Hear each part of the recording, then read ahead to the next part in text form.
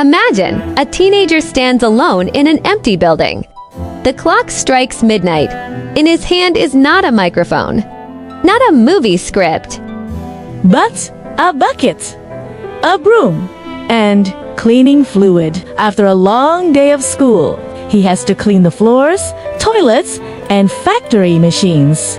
Not because he's being punished, but because his family has nearly lost everything.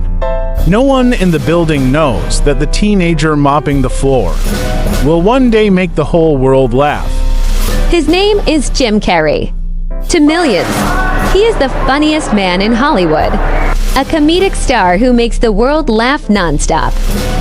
But few know that behind that smile is a childhood full of hunger, full of fear, and full of tears. This isn't just the story of a successful actor. This is the story of how poverty can destroy a family, and how a seemingly impossible dream can change someone's life forever. Jim Carrey was born in 1962 in Newmarket, Ontario, Canada. His father, Percy Carrey, was an accountant, but deep down, he really wanted to be a musician. Unfortunately, that dream was sacrificed to support his family.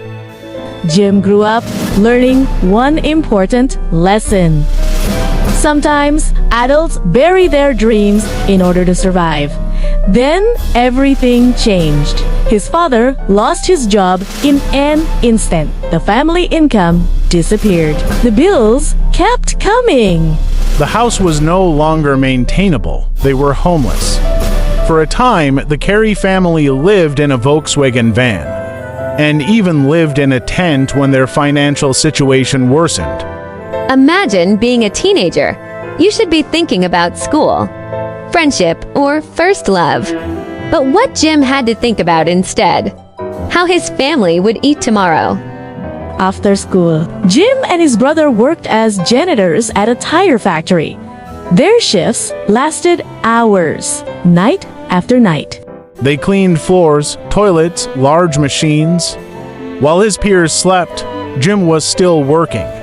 His body was tired. His mind was heavy. He once admitted that the pressure was making him lose his enthusiasm. His grades were dropping. His energy was drained. His dream of becoming a comedian seemed increasingly distant. But there was one thing that never really went away: humor since childhood. Jim had always been able to make people laugh. At school, he imitated teachers' voices, imitating celebrities, making weird faces. Everyone laughed. Ironically, the harder he made others laugh, the heavier the burden he kept to himself. Because when the show was over, he still had to return to a life of hardship. One moment stuck with him. He saw his father, a talented man, who sacrificed his dreams for a job he considered safe, but that safe job was eventually lost. Years later, Jim said he learned a profound lesson from his father. If someone can fail at a job they don't love, why not try pursuing a job they truly love? That sentence became his compass. Although his family slowly recovered financially, the scars of those hard times never truly healed. Jim began performing as a comedian in small clubs. Not all of his performances were successful. Some audiences remained silent. Some even jeered. He went home without pay, sometimes with shame. But he always returned because he knew the only way out of poverty was to keep trying. One night, Jim did something that sounded crazy. He wrote a check. It was $4.10 million on the payee. He wrote his own name. In the remarks field, he wrote for acting services. He folded the check, Stuck it in his wallet. He carried it everywhere. Not because he was rich. Quite the opposite. He had almost nothing at the time. The check wasn't money. It was hope. Every time life got tough, he looked at the check. It reminded him that someday he would make it.